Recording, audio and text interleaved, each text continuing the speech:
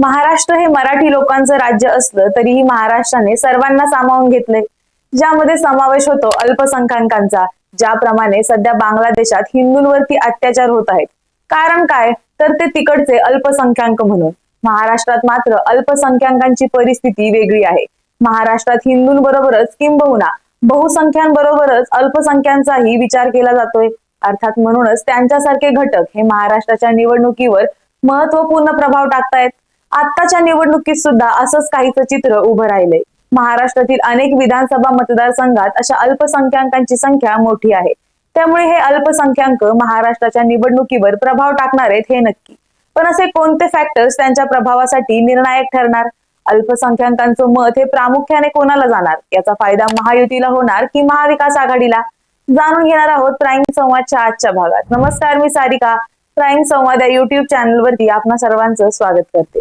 महाराष्ट्रातील अल्पसंख्याक समाज गेल्या काही वर्षांपासून असुरक्षितच आहे, अशा बातम्या येत होत्या. यंदाच्या महाराष्ट्र सरकारने अल्पसंख्याकांचाही विचार करून त्यांच्यासाठी काही योजना आणल्यात.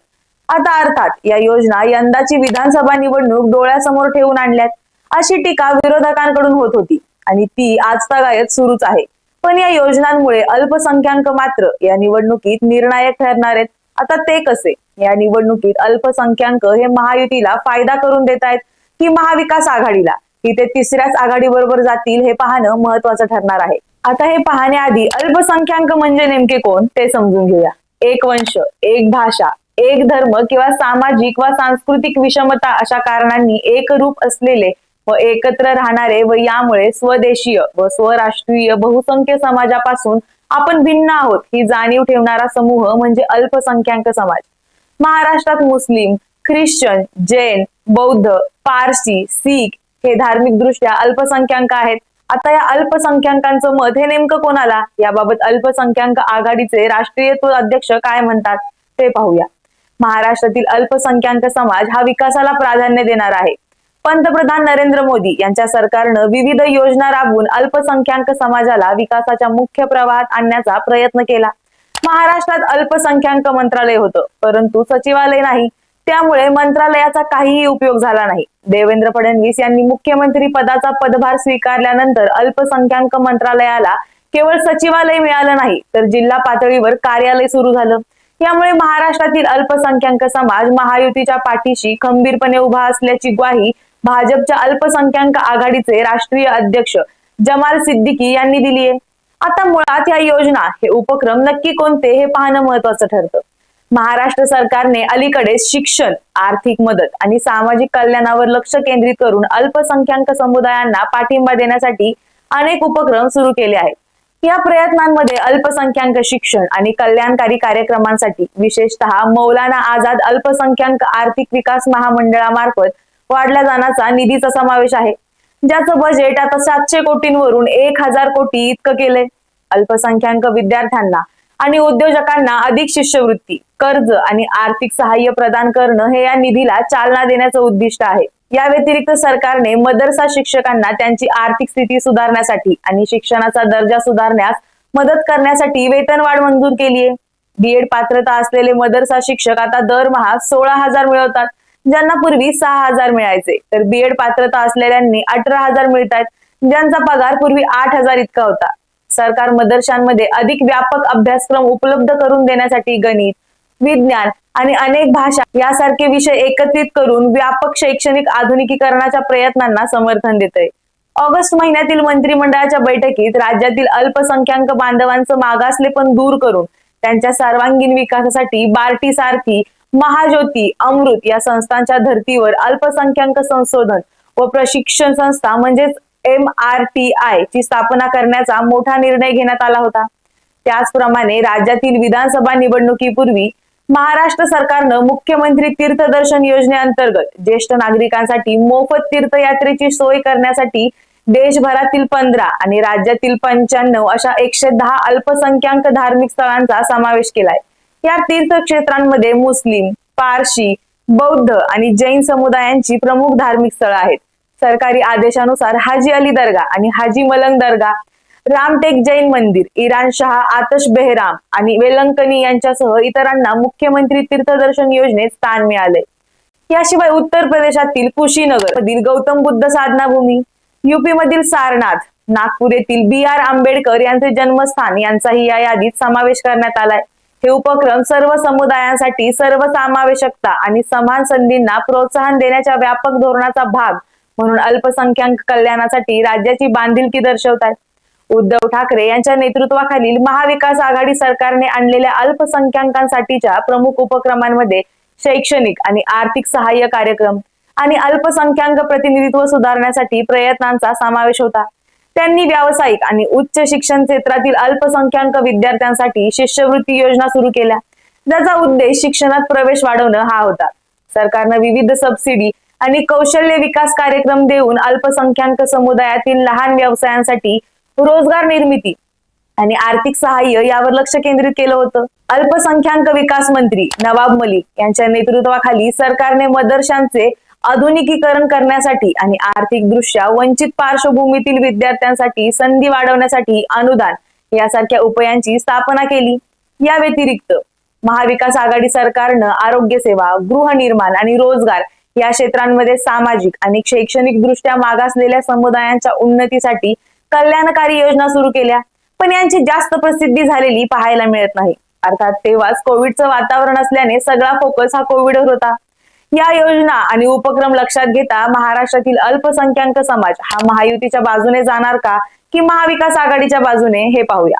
लोकसभा निवडणुकीची पार्श्वभूमी लक्षात घेता या अल्पसंख्याकांनी महाविकास आघाडीला हिरवा कंदील दाखवला होता, पण ती लाट ही महायुतीच्या विरोधाची होती. अर्थात योजना जाहीर झाल्यानंतरचा त्यांचा नूर कसा आहे हेही बघायला हवं. आपल्या महाराष्ट्राची लोकसंख्या जवळपास 11.24 कोटी असून त्यापैकी 1.3 कोटी अल्पसंख्याक आहेत.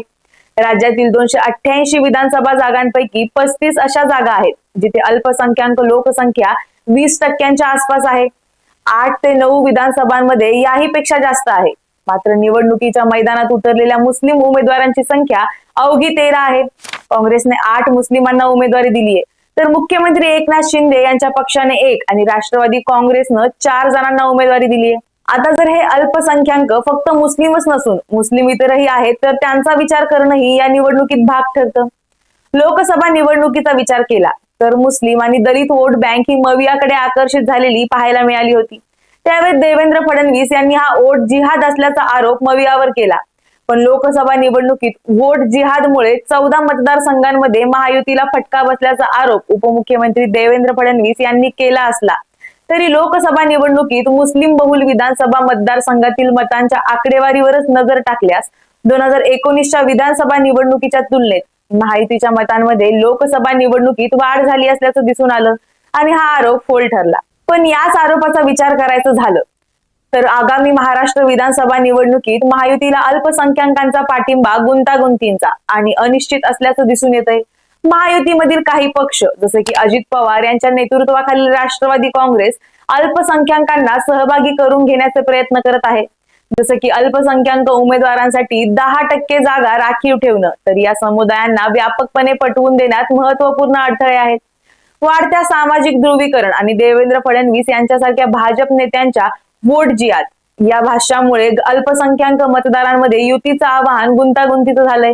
महाविकास आघाडीने त्यांची मोहीम धर्मनिरपेक्षता आणि सामाजिक सर्वसमावेशकतेचे रक्षक म्हणून ठेवण्यावर धोरणात्मकरित्या केंद्रित केली आहे आणि अल्पसंख्याकांमध्ये महायुतीच्या आव्हानाचा प्रतिकार केलाय. महायुतीच्या धोरणांमुळे जातीय सलोखा धोक्यात आल्याचा आरोप उद्धव ठाकरे, शरद पवार आणि काँग्रेस पक्ष अल्पसंख्याकांच्या हक्कांचे रक्षण करण्याबाबत आवाज उठवत आहेत. त्यांचा असा युक्तिवाद आहे की महायुतीची उजव्या विचारसरणीची असलेली अलाइनमेंट अल्पसंख्याकांना उपेक्षित करू शकते. अशा प्रकारे या समुदायांना त्यांच्या हक्कांची आणि स्वातंत्र्यांची होणारी झीज रोखण्यासाठी महाविकास आघाडीला पाठिंबा देण्याची विनंती केली आहे. स्थानिक पातळीवर ही परिस्थिती लक्षणीयरित्या बदलली आहे.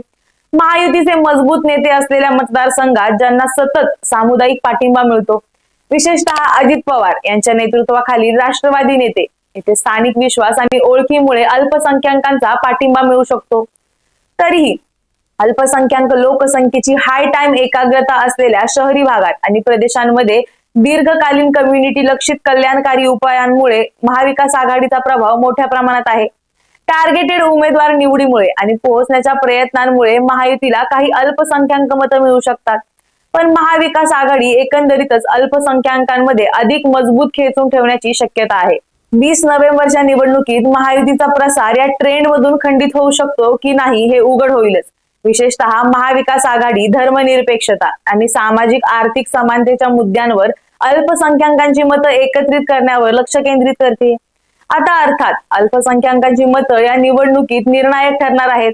महाराष्ट्रात लक्षणीय अल्पसंख्याक लोकसंख्या आहे, विशेषतः मुस्लिम, जे राज्याच्या लोकसंख्येच्या सुमारे 12 ते 15% आहेत.